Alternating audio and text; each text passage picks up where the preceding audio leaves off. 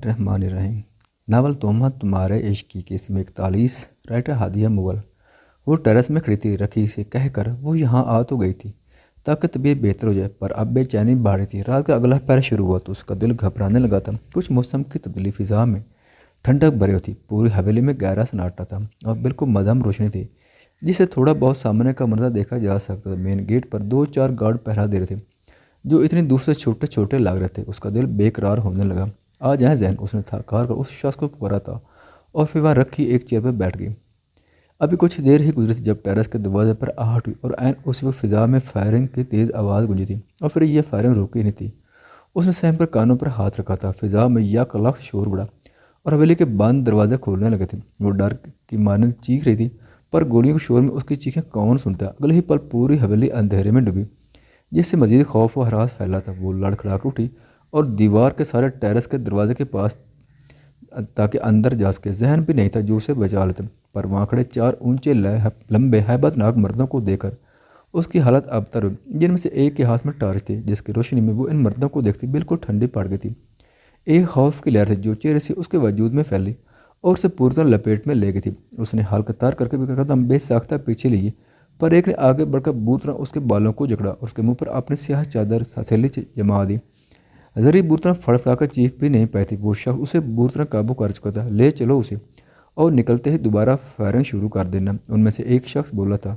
वो आवाज़ जैसे उसके मौत का संदेशा लाई थी। उसने अपने नाखून बुरी तरह उसकी हथेली की पोछ पर मारे और एक बार फिर उसकी गिरफ्त में फाड़ फड़ाई थी। अब एक कितनी जंगली लड़की है। उसने हथेली हटाकर एक ज़ोरदार थप्पड़ उसके मुंह पर मारा।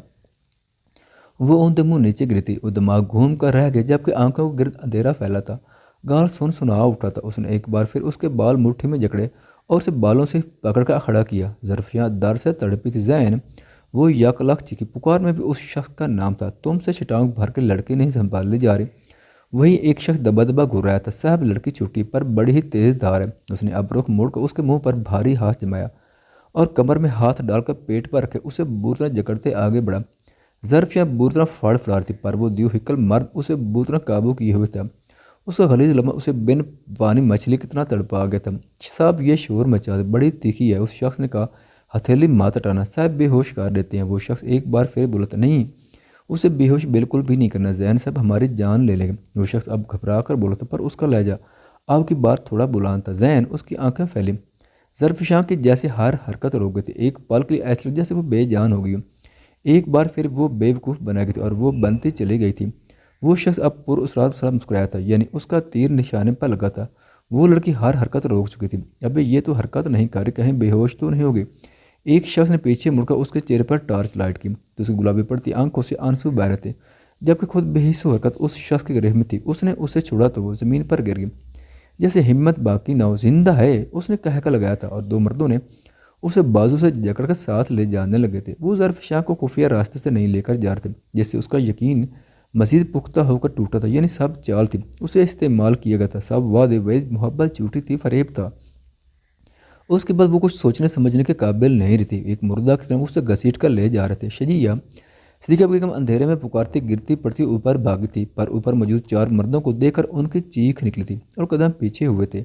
कौन हो तुम? वो बुरी तरह घबराई थी। मखदूम चौधरी मर्दाने में थे, जबकि कयूम चौधरी और उनके लिए शॉपिंग के सिलसिले में शहर गए होते। उन्होंने ज़रफ़शां को देखा जो नेम मुर्दा से थी और 2 मर्दों ने उसे बाजुओं से जकड़ा हुआ था। हमारे रास्ते से हट जो, जैन चौधरी ने भेजा है हमें इस लड़की को लाने के लिए। उनमें से एक आदमी ने कहा था। झूठ बोल रहे हो, तुम कौन हो?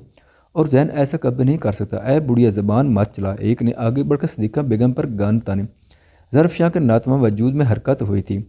अम्मी, शजिया की आवाज़ गोया उन दोनों की जान निकाल गई थी। बॉस, मामला ख़राब हो जाएगा। एक ने नहायत मदम सरगोशी की, लेकिन ज़रफ़शां सुन चुकी थी। न जाने क्यों उसे वहम होता कि ये सब चाल भी हो सकती। अगर उन्हें जहन ने भेजा था तो उन्हें सिद्दीक़ा बेगम कैसे नहीं जानती थी? कहीं ये चाल तो नहीं इसके दिमाग की सरजनिश की? और ये सरजनिश जैसे उसे पूरी तरह हिला चुकी थी। छोड़ो मुझे कमीने इंसान, छोड़ो। वो बुरी तरह तड़पी थी, पर उनकी गिरफ्त हद दर्जा सख्त थी और उस जिन्नाती मर्द को जैसे कोई फ़र्क नहीं पड़ा था। अरे वाह, लड़की तो खासी प्यारी है। एक मर्द पीछे मुड़ा था जहाँ शजिया दीवार का सहारा लिए खड़ी थी। इसके लहजे से टपकती खबासत ज़रफ़शां को दहला गई थी।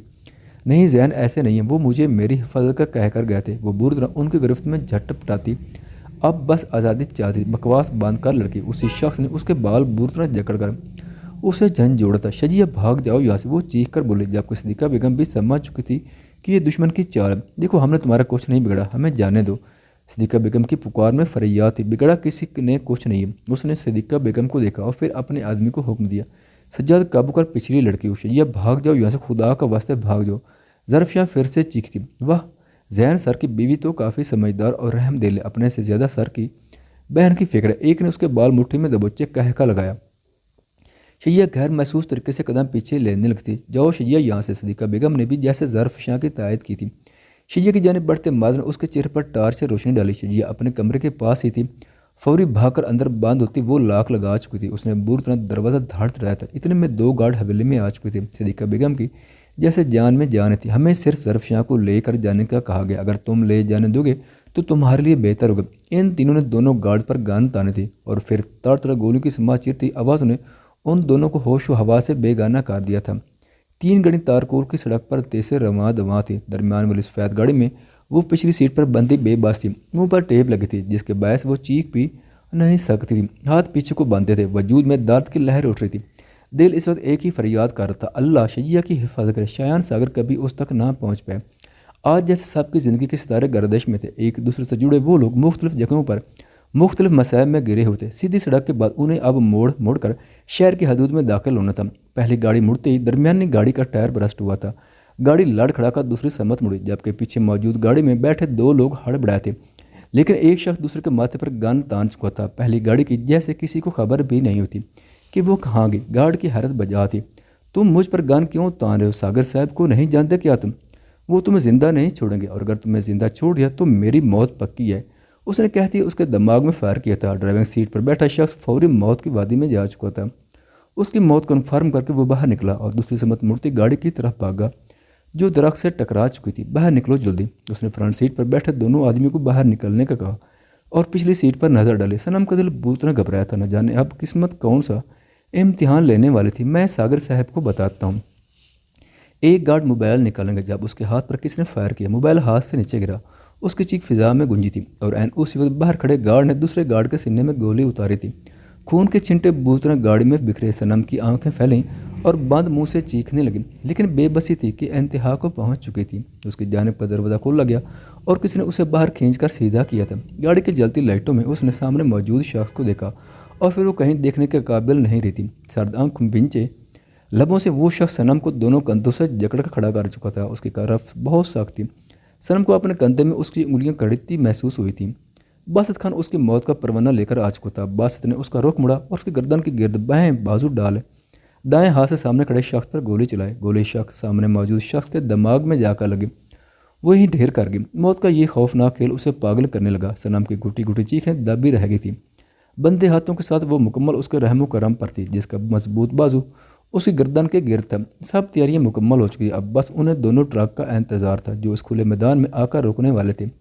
یہاں کا پورے ایریا فوج پہلے ہی اپنے قبضے میں لے چکی تھی اور وہاں کے باسیوں کا روپ دھارے دشمن کو دھول چٹانے کے لیے ہر دم تیار تھی۔ سب سپاہی پوزیشن سنبھالے ہوئے تھے۔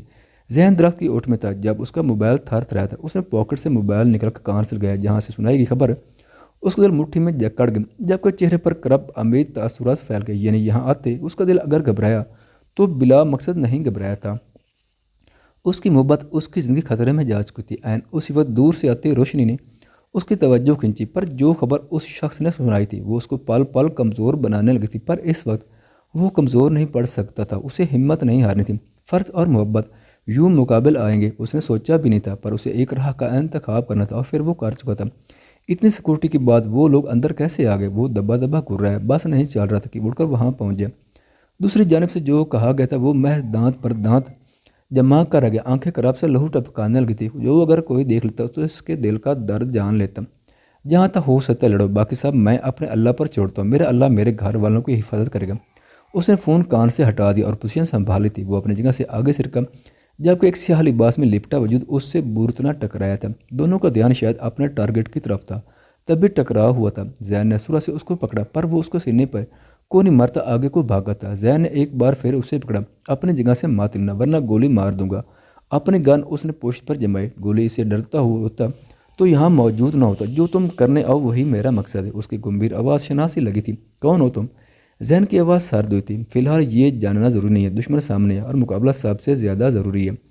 उसने जैन को झुटकते ही फायरिंग शुरू की थी। ट्रक से निकलते चंद लोग उस हमले के लिए ज़रा भी तैयार न थे। उनको वहम गुमान में भी नहीं था कि आज इतनी बड़ी शिकस्त का सामना करना पड़ेगा।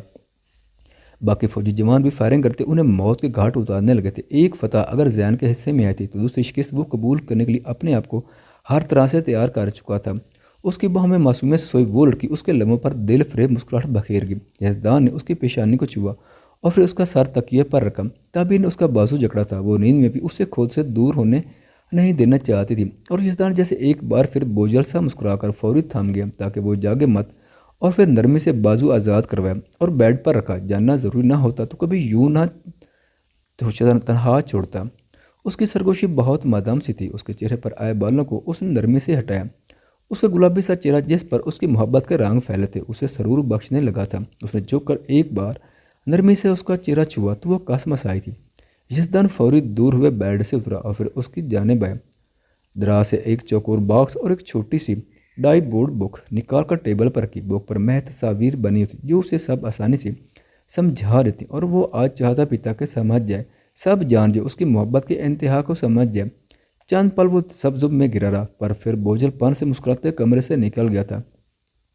अपने कमरे में आकर वो पहले फ्रेश हुआ, फिर 2 रकात शुक्राने के नफल अदा की जिसमें उसकी हमराह की ताउम्र दुआ मांगी थी। दरवाजे पर दस्तक होने लगी तो वो मुंह पर हाथ फेरते उठा था। एक बार फिर वो आईने के सामने खड़ा हुआ। ब्लैक पैंट और ब्लैक शर्ट में वो अपनी साराना शख्सियत के साथ हाथ दर्जा खूबरू लग रहा था, पर आज चेहरे पर अलग ही सुकून और अलग ही वजीहपन फैला था जो शायद उस लड़की की मोहब्बत की बदौलत मुमकिन हुआ था। उसे एक बार फिर ताबीर की मासूमाना पुरफिक्र सी बातें उसके लबों को फैलाने का मुआजिब बनी। दस्तक पर वो चौंका था और फिर सर झटकता बाहर निकला था। सर, आपने कहा था 4 बजे मीटिंग है। रोज़ के घबराया चेहरा देखकर वो मुस्कुराया था। तो इतना घबराई हुई क्यों हो? नहीं सर, वो आज आपने कहा था कि खुद को अच्छी तरह तैयार करके आना। सिली गल, नौफल ने बेसाख्ता उसके बाल बिखेरे और फिर आगे बढ़ गया। रोज़ चिमती उसके हम कदम हुई थी। कम मान रोज़। वो उसलिए नीचे बढ़ा और फिर तवील राहदारी से गुजरते आखिरी कमरे की जानिब बढ़ने लगा। सब कमरे बंद थे, कॉरिडोर सुनसान था जैसे वहाँ कोई मौजूद ना हो, पर वहाँ ज़िंदगी बसती थी। कौन जानता था वहाँ कौन रहता था सिवाय उस मैनशे में रहते चंद अफराद के। उसने दरवाजे का लॉक खोला था ताकि अंदर दाखिल हो सके, पर ऐन उसी वक्त उसका फ़ोन थर्थ रहता। यहाँ मोबाइल को साइलेंट पर रखा जाता था जिसके हुक्म की पासदारी यजदान भी करता था, बल्कि सब ही करते थे। यजदान ने मोबाइल निकला और वहाँ मौजूद नंबर देखा। सफ़ीर खान का फ़ोन आना यानी किसी बुरी खबर का अंदेशा भी हो सकता था। यहाँ बात करने की हरगिज़ इजाज़त नहीं थी। रूम ला करके वापस आ जाओ रोज़। वो रोज़ का लॉक लगाने का कहता मुड़ गया था। रोज़ की नज़र सामने गई जहाँ छोटा सा मिरर लगा हुआ था। अंदर बेड पर लेटे शख्स को देखकर उसकी निगाह पथराई थी। आंखों में खौफ उभरा था। हाथ बुरी तरह कप कपाए थे और जिस्म से जैसे किसी ने खून नचोड़ ली थी। माजी की दर्दनाक याद उसे बुरी तरह काबू कर चुकी थी। बॉस, वो खुश्क पड़ते गले से बुड़बुड़ाई। यजदान ने पीछे मुड़कर देखा जहाँ रोज़ की फैली आंखें उसे एहसास दिला गई कि वो किस लम्हे के ज़ेरे असर है।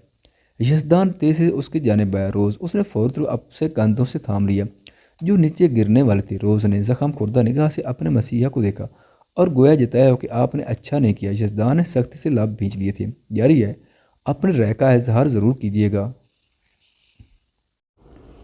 ख़वातीनो हज़रात, चैनल पर आने का बहुत शुक्रिया। अगर वीडियो पसंद आए तो चैनल को सब्सक्राइब करें और साथ ही बेल के आइकन को लाजमी प्रेस करें ताकि आने वाली वीडियोज़ की अपडेट सबसे पहले आप तक पहुँच सकें। शुक्रिया।